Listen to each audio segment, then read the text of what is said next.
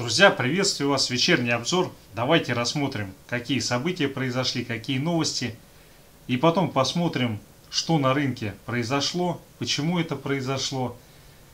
И какие планы на вечернюю сессию по доллару, рублю, нефти, золоту и другим активам. Так, что касается статистики, по Евросоюзу сегодня вышла нейтральная статистика. Сальдо торгового баланса по сравнению с предыдущим значением продолжает расти. Это значит, что идет активное восстановление, и Евросоюз что-то экспортирует. И это что-то он экспортирует больше, чем импортирует. И, соответственно, любое государство, оно либо печатает деньги, либо что-то экспортирует и имеет с этого профит. Так, индекс потребительских цен вышел нейтральный, 1,3%, как и предполагалось, как был прогноз.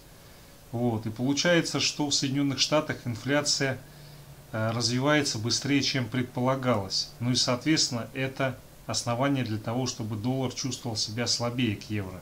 Так, далее по Соединенным Штатам число выданных разрешений на строительство положительное. Но во всяком случае пока положительное, но здесь должен заметить практически неотличимое отличие от того, что прогнозировалось, и несущественное отличие от того, что было в прошлый период. И первый тревожный звоночек – это индекс ожиданий потребителей от Мичиганского университета. Он выходит отрицательный. То есть это говорит о том, что на текущий момент и в ближайшее время, скорее всего, потребители будут экономить. А это не очень хорошо. Так, друзья, давайте, наверное, начнем с американских новостей. Сегодня Морган Стэнли показал негативную динамику. Арчегас оставил глубокий след в Морган Стэнли.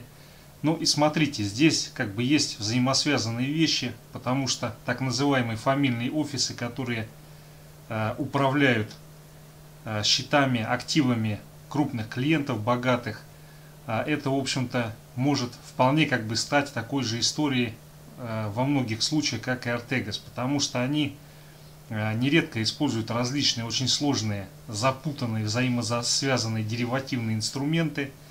И, соответственно, эти деривативные инструменты, они могут спровоцировать то, что было в сентябре 2008 года. Здесь даже играет роль не только само плечо, которое есть в деривативах, но и различные причудливые схемы, которые переплетают различные весьма порой странные взаимосвязи. Так, в том числе сами американцы и даже Bloomberg признает, что те санкции, которые сейчас ввел Байден и американская администрация против Российской Федерации, они будут, скорее всего, неэффективны и особо никакого влияния не окажут. Но те, кто говорят, что санкции они ничего не дадут, ни к чему не приведут, они не правы. Потому что это на самом деле только начало, и дальше оно будет только нарастать и усугубляться, виток за витком. Так, российская пресса объясняет по поводу сегодняшнего движения в рубле, что рубль убежал от санкций на костылях Газпрома и Роснефти. Смотрите, на самом деле текущая ситуация, которая связана с отскоком рубля, мы сейчас ее детально обсудим, проанализируем, почему такое движение сегодня было и куда это приведет. Это не очень хороший знак, потому что по сути возникла ситуация, когда создали много рублевой ликвидности. В текущих условиях это не только заштопать бюджет, тут еще и различные расходы, которые в том числе связаны с перемещением армии и возможными действиями. Так, вокруг санкций всех этих действий пошли всевозможные круги. Совет послу США уехать в Вашингтон для консультаций, это не совсем правильно, либо выдворяется как персона нон-грата, либо ничего не говорится, потому что, конечно, мне кажется, это не совсем правильно такие утверждения делать. И должен заметить, ситуация начинает накаляться, и с каждым разом все новый и новый виток происходит, никуда от этого не деться. Так, друзья, далее S&P, SFD на фьючерс, здесь ни дня без рекорда, ни дня без роста. Но тут уже я думаю, даже бесполезно гадать, когда он развернется. Я думаю, что по срокам это будет май, наверное, где-то в районе 10-15 мая. Сейчас его, скорее всего, поддержат до конца апреля. Дальше начнется тряска в начале мая, и потом к середине мая, скорее всего, он развернется, и какой-то откат, ну хотя бы на 3900 должен произойти. А пока, я думаю, действительно каждый день будет по рекорду, ну либо здесь будет проторговочка. И, соответственно, пока нету пробоя 4100, ни о каком серьезном коррекционном откате речи не будет. Так, друзья, далее индекс доллара, дневной таймфрейм. С утра он пугал ужас движением наверх. Но ситуация достаточно занятная по нему, потому что 91,5 он так и не пробил. Для того, чтобы пошло уверенное движение вниз по индексу доллара, то есть рост евро против доллара, он все-таки желательно для него эту неделю закрыть под уровнем 91,5. Если этого не происходит, то достаточно высокая вероятность того, что будет откат. Но, опять же, то, что касается индекса потребительских цен, то, что является краеугольным камнем между соотношением курсов валют, то по Америке вышли данные, которые указывают на то, что в Америке растет инфляция, а по еврозоне ИПЦ вышел, ну, такой, как и прогнозировалось. Вот, и поэтому здесь ситуация достаточно интересная, потому что, исходя из соотношения вышедших данных, вообще должно развиться движение, ну, хотя бы куда-то сюда на 90,8. Но то, что не пробивается на этой неделе 91,5, делает вероятность движения вниз меньше, нежели что будет на следующей неделе проторговка и попытка отскока. Так, ну и на часовике мы видим, что здесь весьма вероятно пошел коррекционный отскок. Первая цель движения находится на 91,69. Вот. Но мы с вами помним, что если будет пробой этого уровня и закрепление под ним, то может очень быстро произойти движение, в частности не на 91,2.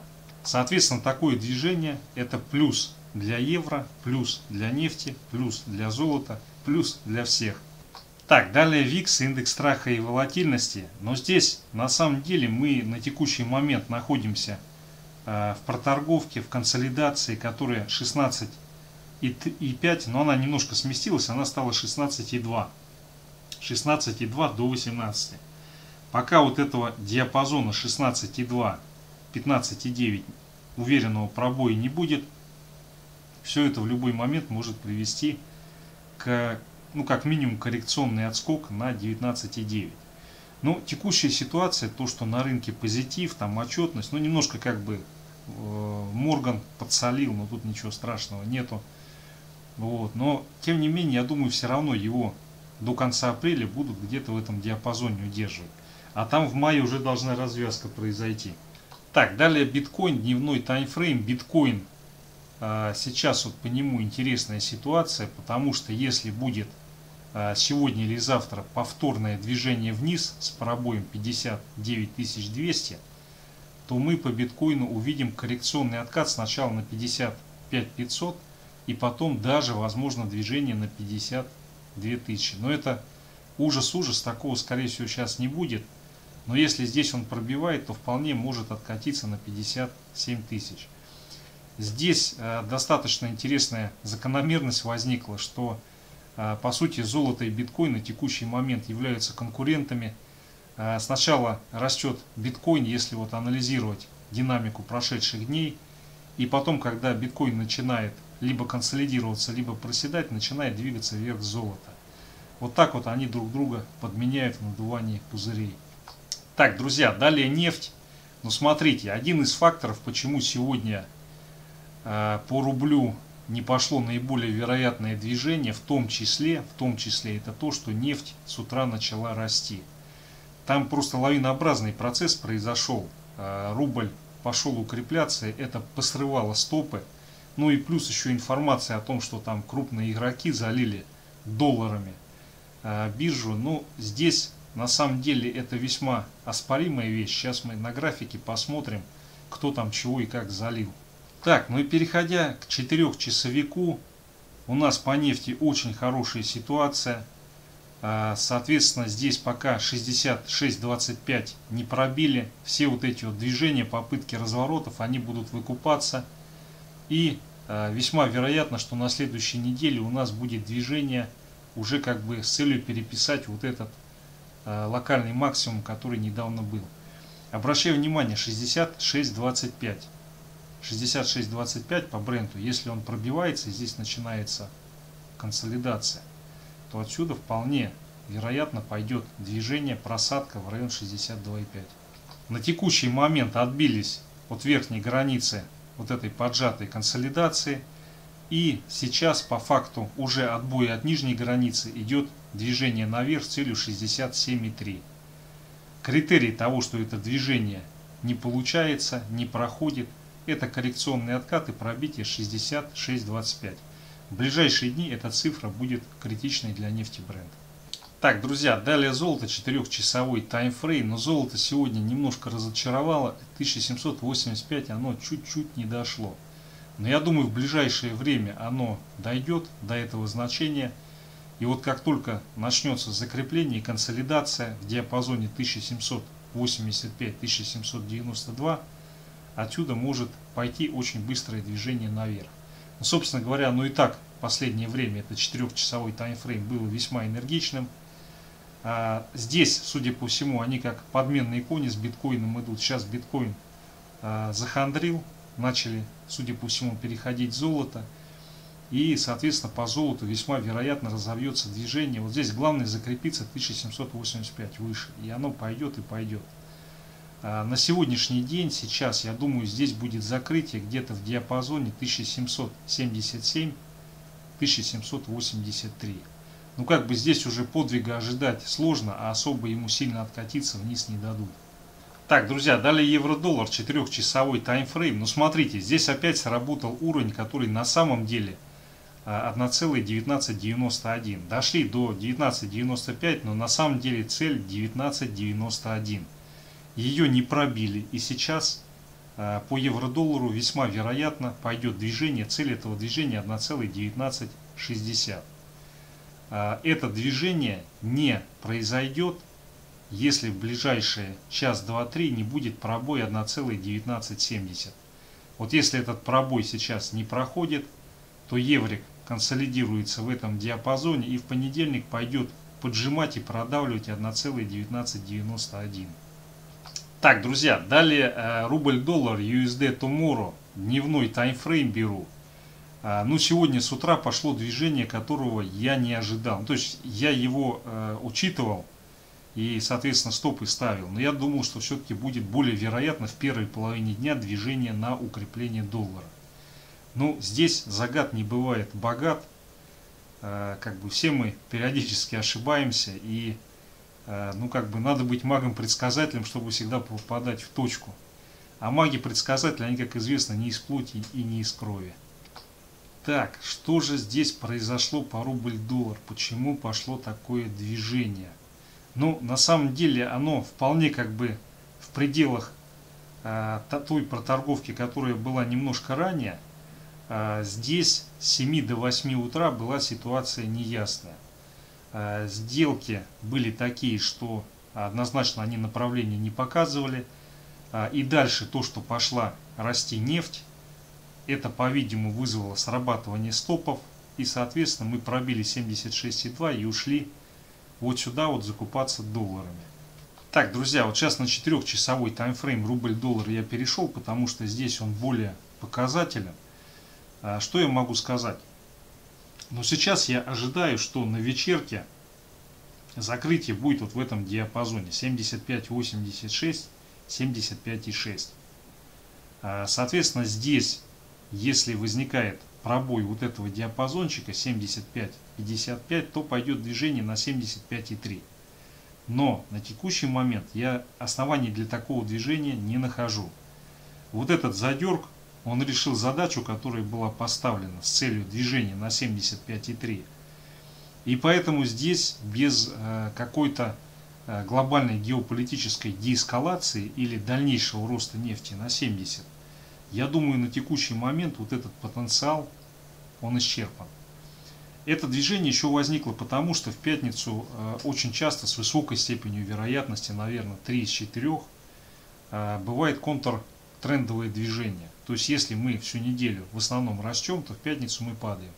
Если всю неделю мы падаем, то в пятницу мы отскакиваем как кошка с батута.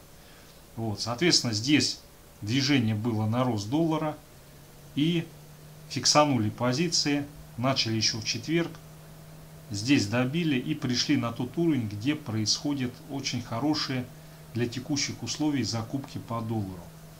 Вот, опять же обращаю внимание, здесь есть уровень сильный, который 75,3. Он не такой сильный, как 77,35, но если этот уровень будет пробит, то возможно очень энергичное движение на укрепление рубля вплоть до 73,5. Я на текущий момент такой сценарий все-таки думаю, он менее вероятен, нежели движение в диапазоне или отскок по доллару вот сюда вот на 76,45. Но это уже будет на следующей неделе. А сейчас я думаю спокойненько, вот здесь вот он потолчется, ну наверное в диапазоне 75,86, 75,6. Тут как бы уже все страсти отыгрались. И поэтому с учетом того, что вечер пятницы, я думаю, закрытие будет достаточно спокойным. Так, друзья, далее фьючерс на индекс РТС. Беру дневной таймфрейм. Ну, смотрите, здесь все прекрасно, позитив. Подошли к демаркационной линии 147 тысяч. Здесь либо будет закрепление и пробитие, и дальше уход 149, потом 152,5 тысячи. Либо отсюда возникает коррекционный откат на 144 тысячи.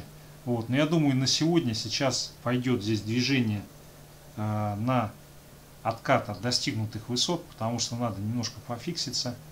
И в том случае, если на вечерке не будет пробития 147-300 и закрепления над этим значением, мы отсюда наиболее вероятно откатимся. И здесь, скорее всего, цель движения и закрытия будет в районе 146 тысяч, ну, 1000 пунктов. Вот. Я думаю, без каких-то потрясений новостей здесь не будет пробития 145 800 и ухода на 144 тысячи. Вот такое возможно, но для этого какая-то жесть должна произойти. Сейчас, скорее всего, здесь будет небольшой откатик и закрытие где-то в этом диапазоне. Опять же, если будет пробой вот этой пимпочки 147-300, он может улететь на 149 и выше. Но как-то в пятницу вечером, мне кажется, энергии для такого движения уже нету. Вот. Здесь, соответственно, если возникает вот этот пробой, то мы сходим на 144-300. Но для этого нужны какие-то потрясения, либо значительное снижение по нефти. Но я такого сейчас пока не наблюдаю. Вот. Поэтому, наверное, вот этот диапазончик закрытия где-то на 146, 145, 800. Все, друзья, основные инструменты. Спасибо за внимание. Успешно доторговать и хороших выходных.